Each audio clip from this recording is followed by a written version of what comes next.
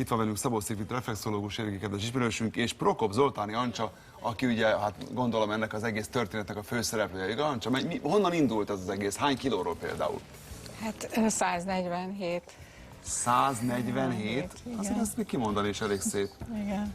És hány év volt ahhoz szükséges, hogy 60 kilótól megszabaduljon? 30 hónap alatt Az igen. fogytam le, és ugye voltam egy előadáson, ahol hallottam, hogy az étkezésemet meg kell változtatnom, mert az egészségem már nagyon rossz állapotban volt, magas volt a vérnyomásom, a vércukrom. De mi volt abban az étkezésről az, hogy nagyon sokat, vagy rossz időpontokban, vagy rossz összetételben nevették? Rossz összetételben szerintem, mert ugye a szervezetben lerakódtak a különböző dolgok, és így tovább, és ezeknek a hatására ugye az emésztésem nem volt megfelelő, és az emésztés befolyásolja a szervezetnek a működését. Ancsa, viszont én szeretném, ha megszabadulna néhány ruhadarabjától, hogy meg tudjuk mutatni, mire volt szükség kezdetben. Ezelőtt 30 hónappal ezelőtt. Bizony, mutatunk néhány fotót. De legyen szíves akkor esetleg az első, majd második, Hát harmadik. ez a kabát most már elég bő rám, és akkor mutatnám, hogy a képeken is lehetett látni, hogy amikor voltam Kárpátalján, akkor ez a farmer felső volt rajtam, igen. Hát nagyon igen. Bő most már, akkor éppen, hogy összeért, lehetett látni, és ugye vannak még képek, ami tulajdonképpen újból azt mutatja, hogy ez is elég bő, és ugye ezeket már most nem is használom. Volt, amit már oda is adtam másoknak, és akkor így a szekrényből most elővettem. Hát aztán tényleg értékesen öltözködik. Most már jó lesz. Reggeli mi sem vagyok. Szigfried, hát ugye már még beszélgetünk természetesen a módszerről, hiszen egy nagyon fontos dolgokról lesz majd, gondolom, szó. Egy kicsit körülnézzük az utakon, aztán folytatjuk. Na és már is folytatjuk a bizonyos Ancsa által hogy átélt fogyás történetét. Szigfried, tehát akkor itt van valami speciális módszer, ami ennyire hatékony, vagy pedig régi, jól bevált módszereidet alkalmazza? A Jóisten bölcsen alkotta még az embert, az van, hogy a biokémia, a biofizika senki kénye kedvéért nem fog megváltozni. Ha mi úgy táplálkozunk, hogy tönkretesszük az emésztőrendszerünket, a kiválasztórendszert és a méreganyag nem távozik, akkor a szervezet bármit teszünk, zsírt termel, és a zsírba elraktározza a méreganyagokat. Ha olyasmit teszünk, hogy az emésztőrendszer be tudjon indulni, beindul az EPE kiválasztás nagy mennyiségbe, és ez megtörténik, a méreganyagok távoznak, és ekkor beindulhat a fogyás, fölszámolódik a méregraktár. Miért van?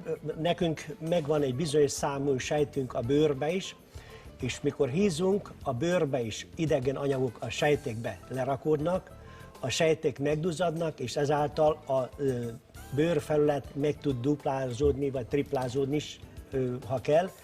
És ugyanakkor, ha felszámoljuk, a sejtek ugyanúgy, a méreganyagok eltávozva a bőrsejtekből, ezek összezsugorodnak, normálisan rugalmassá válnak, és visszahúzódik, nem látszik semmit, hogy lógna a bőre. Tehát ami nagyon fontos, hogy a zsíradékot mindenképpen javasolta Ancsának egy ilyen hatékony fogyókúra mellett is, hiszen az EPE működéshez szükséges, de mit csak nem a zsír. Hát olyan anyagokat, ami savasítja a szervezetet, azt nem szabad enni. Ecetes uborka? Nem. Elsősorban az édességek, a tejtermékek, a gyümölcsök, cukrok, olaj, margarin, olajos magvak, mert az olaj, margarin hatására az EPE nem ürül. Hát az elég sok mindent felsorolt. Aki már tönkretette egyszer az emésztőrendszerét, azt beindítani, csak nagy mennyiségű zsírral lehet. Kérem szépen, ha megnézik az európai és ajánlásokat, ott meg van írva, fehéren, feketén, hogy az összkalória bevitelnek 30%-a legyen zsír. Nem lehet, legyen. De milyen zsír? Liba, kacsa, sertészsír, illetve szalonna. Ezt én nem találtam sem újat föl, én azt alkalmazom, ami le van írva, És ezzel ilyen eredményeket érünk el. Na most a zsírt így önmagában hát csak nem esszük, tehát ahhoz azért hozzátartozik sok kenyér, vagy nem tudom, mert olyan furcsa, azért nézzünk egy döbbenten, mert ezt ugye így még nem hallottuk ebből az összefüggésben, hogy fogyókúra egyenlő zsírfogyasztás, tehát így most ez furcsa egy kicsit. Ez általában szalonna, zsíros kolbász, de zsíros kenyér, hát miért? Tehát kenyér, az viszont rögtön hízlal szépen. Igen, de megpirítom a kenyeret, a pirított kenyér már nem hízlal úgy, és beviszem a zsírt, a salátára rá lehet önteni 2-3 kanál kacsazsírt, vagy a krumplipilébe bele lehet tenni a zsírt, és az emésztésen beindul. Vagy a méregtelenítés, ha nem, akkor nem működik. És nem túl egyoldalú így a táplálkozás egyébként? Hát mindent beviszünk, rengeteg zöldséget kell enni, gyümölcsöket is szabad enni, de mikor tönkretett, akkor egy darabig nem. Tehát akkor, mikor én helyre kell hozzam az emésztőrendszert, mert vegyük most azokat a férfiakat, akiket látunk, hogy akkora hasa van, mondják, hogy sörhas. Hogy sok hölgy, aki 7.-8. hónapban áldott állapotban nincs akkora hasa. Itt pedig ez a has, itt a belek föl vannak fújódva, tele vannak gázzal.